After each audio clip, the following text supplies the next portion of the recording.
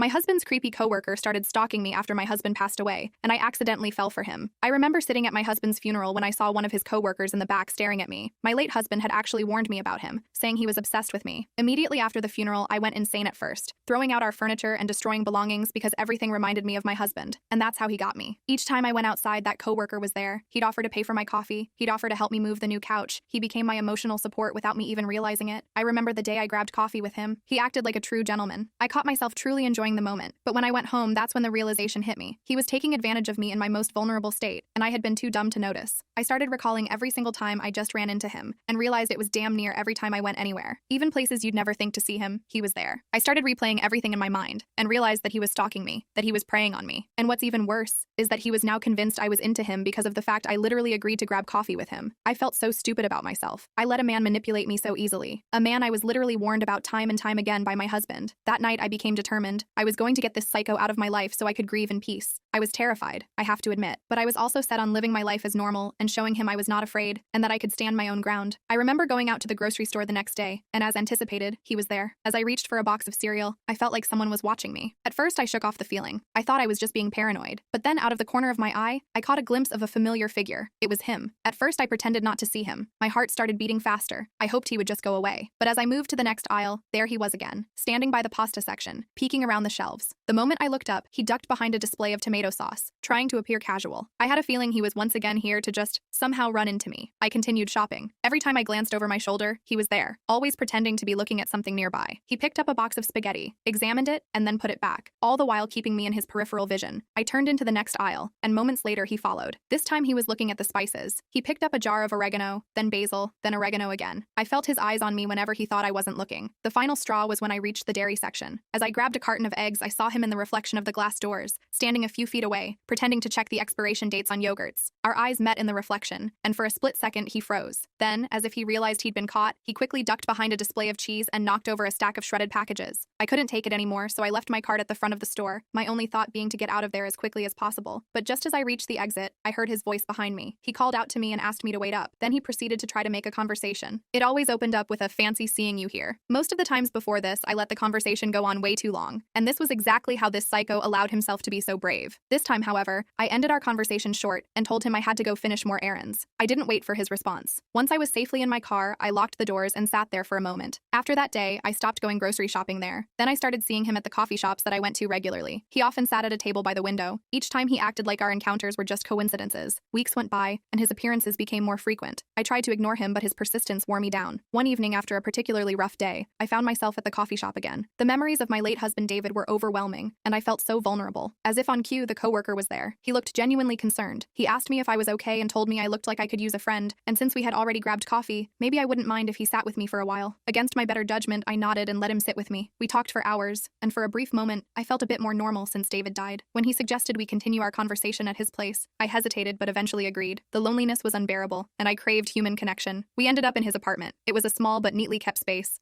I sat on his couch while he went to grab some glasses of wine. The warmth of the drink slowly eased the tension from my body. I knew what I was doing was wrong, that I had warned myself I wouldn't do something like this again, but here I was. He watched me and said that it must have been a rough few months for me. I nodded and felt a lump in my throat. I opened up about how hard it was losing David. It truly felt like a part of me died with him. I feel so lost and alone now. He told me how understandable that was and talked highly of David. He acknowledged how he saw something truly special between us. I choked back tears as he spoke and told him how often I replayed our last moments together and wondered if there was something that I could have done better, and told him how guilty I felt by even being here talking with him. Then he reached out and held my hand. At first, I jumped at the thought of him touching me. Then he said that grief wasn't linear. He reassured me that it's messy and complicated, and that there was no right or wrong way to feel. He then looked me in the eyes and said that he knew how much I loved David, but now I had to take care of myself. He made me feel safe in that moment. His sincerity was disarming. For the first time in a long while, I felt truly seen and understood. I told him thank you, and how much it meant to hear that. I spent a few more hours opening up to him about my thoughts and fears. One thing led to another, and we slept together. But as the sun rose and I heard the birds chirping, reality hit me like a ton of bricks. I felt regretful for what I'd done. I felt like I had betrayed David. I told him that this was a mistake and that I was still grieving David. I told him that I couldn't do this anymore. His expression darkened for a moment, but then he nodded, and his smile returned. He said he understood and that we could take it slow, but he didn't understand. Not really. After that night, his obsession grew. He started sending me letters, each one more desperate than the last. He left gifts at my door, flowers, chocolates, even a locket with our initials engraved. One day, while I was presenting a crucial project update, I noticed movement outside the conference room's glass walls. My heart sank as I recognized him. He was standing there with a bouquet of flowers. He spotted me through the glass and gave me a small wave. I nodded slightly back at him and gestured that I was busy. I hoped he would understand and leave, but instead, he took a seat in the waiting area, the bouquet resting on his lap. I continued with my presentation, but his unexpected visit distracted me. After what felt like an eternity, the meeting finally wrapped up. I gathered my notes and walked out of the conference room. I went to the waiting room to see him welcoming me with a grin. I asked him what he was doing there, and he said he wanted to surprise me. He then asked me out to lunch and tried to hand me the bouquet of flowers. I took them, but told him that I was very busy today with back-to-back meetings. I couldn't step out right then. His smile faded, and he asked me again with a hint of frustration in his voice. He tried to convince me that it would just be a quick lunch and said I couldn't possibly be that busy. I was beginning to lose patience. I said that I appreciated the gesture, but my project was really important. I proposed another time. That didn't sit well with him. He said that I always said that, and that other time never came. His voice grew louder, saying that he had come all the way here for me, and I couldn't even spare an hour for him. A few of my coworkers were starting to notice and tune into our conversation. I tried to calm him down. I asked him to understand that it wasn't personal and that I just couldn't leave at the moment. He took a step towards me and lowered his voice. He said it was always something, and how he always tried to be here for me and support me, but I kept pushing him away. I told him that I wasn't pushing him away and pressed to talk about this another time. He threw his tantrum, eventually agreed, and walked out. His behavior was becoming more hostile, and I couldn't shake the feeling that things were only going to get worse. A few days after the incident at my workplace, I decided I couldn't take any more chances. His behavior was becoming unsettling, and I knew I had to take action. I walked into the local courthouse. My heart pounded as I approached the clerk's desk. I asked the lady for a restraining order, and she told me to fill out some forms first. I took a seat in the waiting area. I opened the folder I brought with me. Inside were copies of the letters he had sent me, photos of the gifts he'd left at my door, and a detailed description of his behavior from me and my coworkers who witnessed the incident at work. When the clerk brought over the forms, I filled them out and included every unwanted advance. When I finished, I returned the forms to the clerk, who reviewed them quickly.